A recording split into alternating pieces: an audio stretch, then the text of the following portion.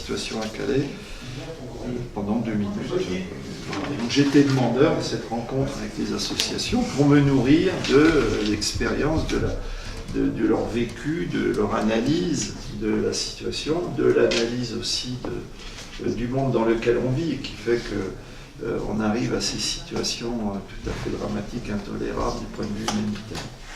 Alors, que dire Qu'est-ce que vous allez faire passer en 2 minutes? Donc, ce que je veux faire passer en 2 minutes, vaste question, c'est à partir de la situation vécue à Calais. Je rappelle que j'étais présent d'insistance, puisque placé sur un strapontin, les 2 parlementaires, moi-même et Madame Génisson, qui étaient venus, n'étaient pas invités dès le départ à cette rencontre entre le ministre et les associations humanitaires. Et donc on avait été quand même assez surpris de la manière dont le ministre de l'Intérieur traitait la représentation parlementaire. Je dirais qu'il en est un peu de même avec la visite du président de la République. Parce que je suis invité, j'ai là l'invitation officielle dans mes documents, seulement une toute petite partie de la visite présidentielle, si j'ai bien compris, qui va durer toute la journée, avec plusieurs séquences. Et je suis invité moi je suis invité que le matin aux 2 premières séquences. Donc j'ai le texte de l'invitation.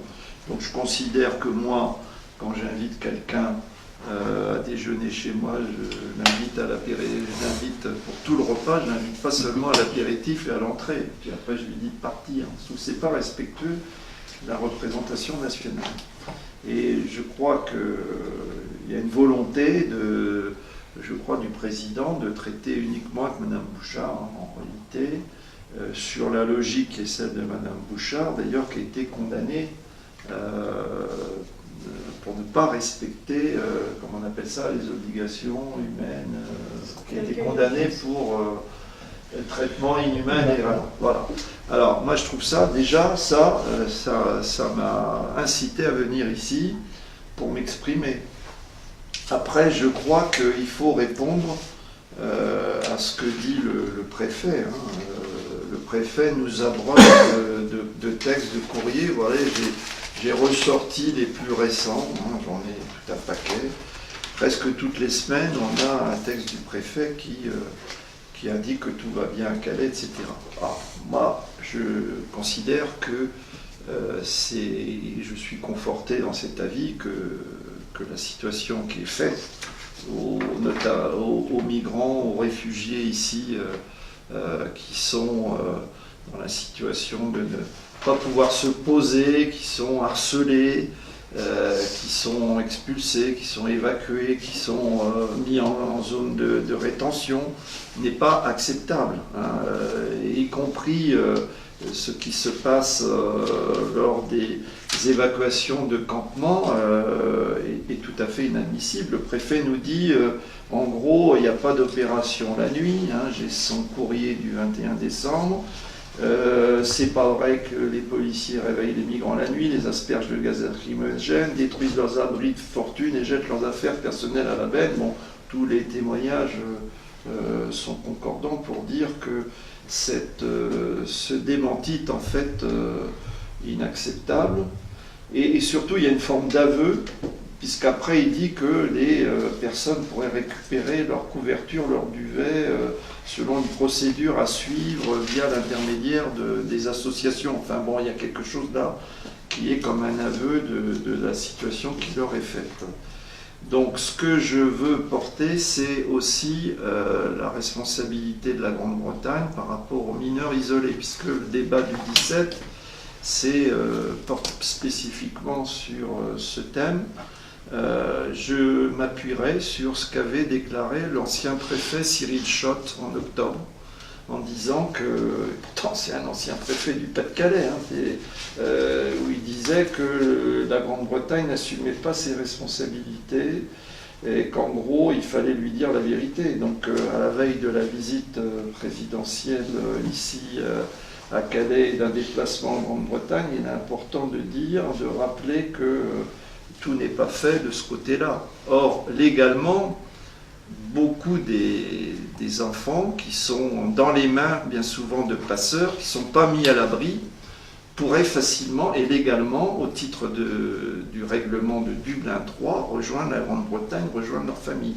Donc il est inadmissible que cela ne se fasse pas, ou que cela soit compliqué, ou que cela se fasse quand ça arrange les autorités par opportunisme. Quand il y a eu le démantèlement de la lande, là, on s'est aperçu, d'après ce que dit y compris l'ambassadeur de Grande-Bretagne en France, il y a des centaines de mineurs isolés de Calais qui sont partis, 700, en Grande-Bretagne, donc au Royaume-Uni. Bon, donc ça veut dire que ça, c'est un dispositif de mise. Il faudrait, là j'en viens aux propositions, un centre d'accueil, comme c'était envisagé à un moment donné. Il y avait bien un centre d'accueil limité dans le temps, dans le lieu, pour les femmes.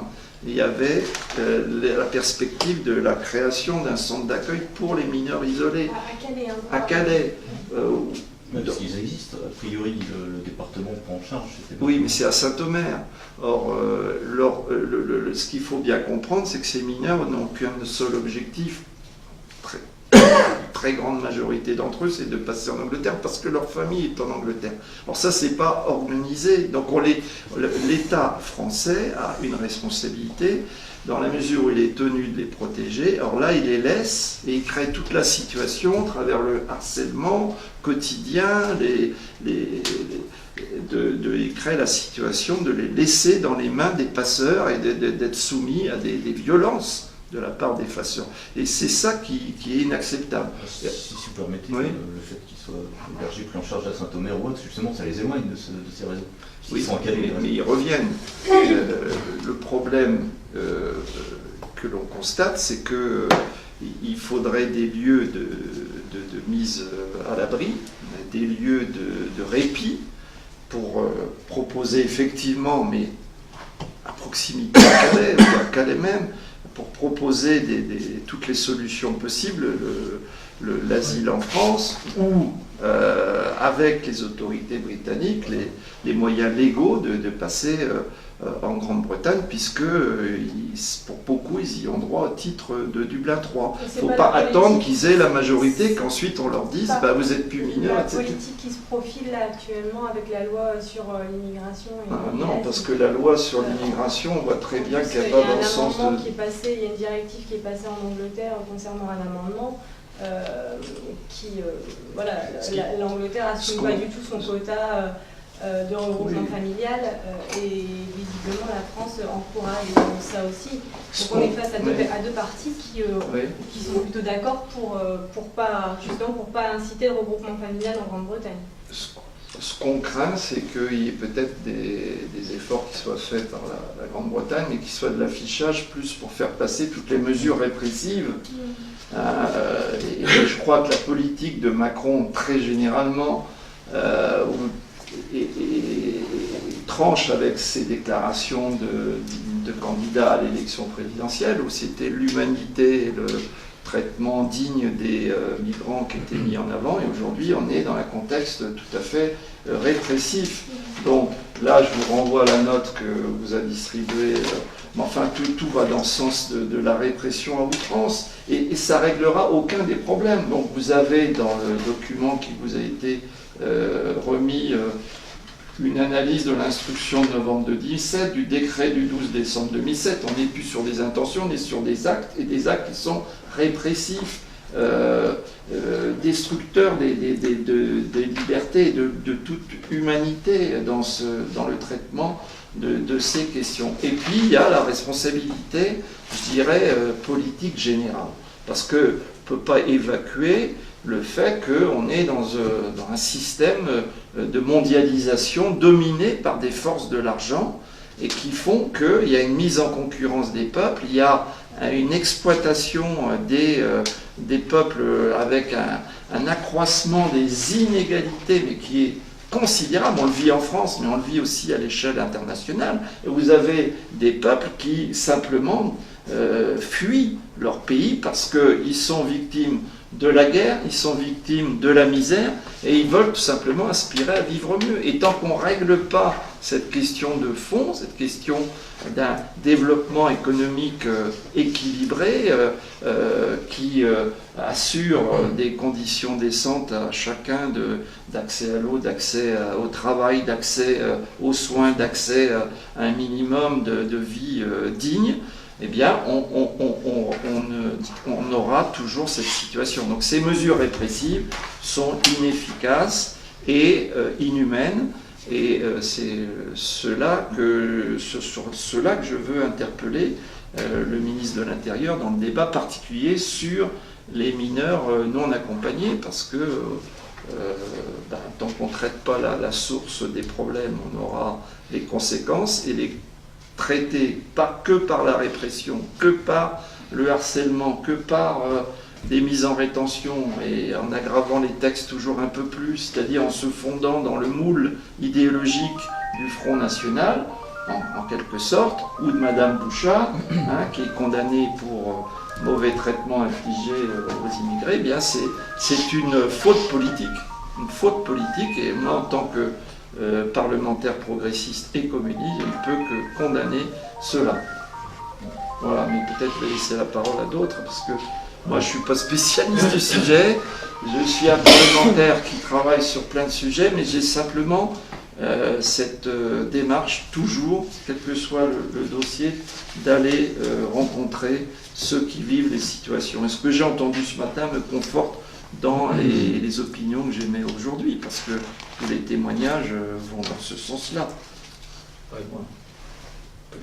Peut-être sur la dimension vue de Macron à Calais, et juste avant la rencontre de Londres. Mais bon, Dominique n'est pas venu ici à Calais dans cette logique-là, davantage pour écouter les associations sur un débat de fond, sur des débats de fond qui vont se mener au Sénat.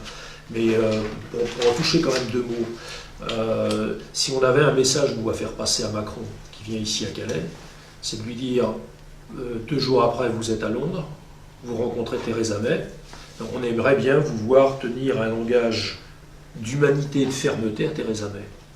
Exiger d'elle de l'humanité pour les migrants qui sont bloqués ici à Calais, qui ont besoin qu'on traite leur dossier, qu'on regarde s'il n'y a pas des possibilités légales de passage en Grande-Bretagne, et en particulier pour les mineurs isolés.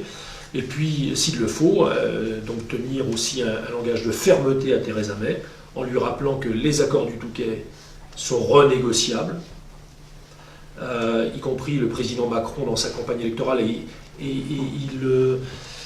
comment dirais-je, il en fait une marque de fabrique. Je respecte mes engagements, j'applique mes engagements, mais relisez un petit peu les déclarations qu'avait pu faire le président Macron au mois de mars dernier sur les accords du Touquet et sur la question des mineurs isolés. Et de mémoire, il affirmait que les accords du Touquet étaient imparfaits et qu'il faudrait en rediscuter, et que sur la question des mineurs isolés, eh bien, il fallait que la Grande-Bretagne elle prenne sa part de mineurs isolés. Alors, Dominique le rappelait tout à l'heure, mais au moment de la fermeture de la jungle, en 24 heures, il y a 700 mineurs qui ont été accueillis, un petit peu plus de 700 mineurs isolés qui ont été accueillis en Grande-Bretagne. Certains d'entre eux ont vécu la jungle, ont vécu des mois dans la galère avec tout ce que ça peut signifier. Et d'un seul coup, en 24 heures, on a découvert que finalement, ils étaient tout à fait acceptables en Grande-Bretagne, et on les y a acceptés. Mais c'était quand même largement en dessous des chiffres annoncés au départ. C'était largement... Je parle sur la longueur, sur la durée. Quoi. Après, effectivement, vous avez raison, il y avait un engagement. Normalement, il y avait un représentant du gouvernement britannique qui devait travailler en permanence, en liaison avec le gouvernement français, pour examiner chaque cas, et on devait aller effectivement vers une régularisation beaucoup plus importante. Puis ça a été terminé, ça. Il y en a une dizaine dans la foulée. Je crois en 1 an de temps, il y en a une dizaine de mineurs isolés dont les dossiers ont pu aboutir au passage en Grande-Bretagne. Là, actuellement, d'après ce que nous disent les associations, alors les chiffres ne sont pas faciles à cerner parce qu'il y a des va-et-vient, etc. Mais il y a des moments où il y a entre 40 et 60% de mineurs non accompagnés ici à Calais. Eh bien, il faut que les Britanniques les acceptent de regarder les dossiers de ces mineurs qui actuellement végètent ici à Calais, mais très rapidement. Enfin, il ne s'agit pas d'attendre l'année prochaine, etc.